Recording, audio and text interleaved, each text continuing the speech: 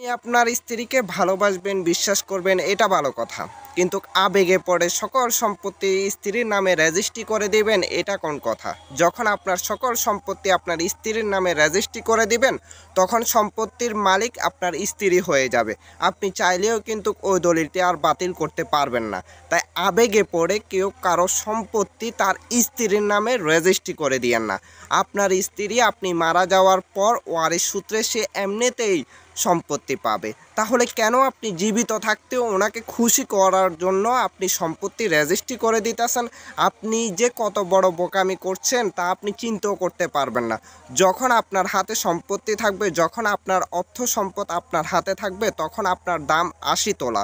কিন্তু যখন আপনার সম্পত্তি আপনার কাছ থেকে হাতছাড়া হয়ে যাবে, তখন সকল সম্পত্তির মালিক আপনার স্ত্রী হয়ে যাবে।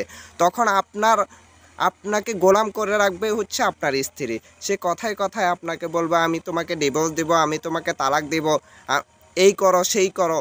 তখন ওনার হুকুমের গোলাম আপনাকে হয়ে থাকতে হবে। তাই যারা এই বোকামিগুলা করতেছেন তারা এসবগুলা থেকে বিরত থাকুন।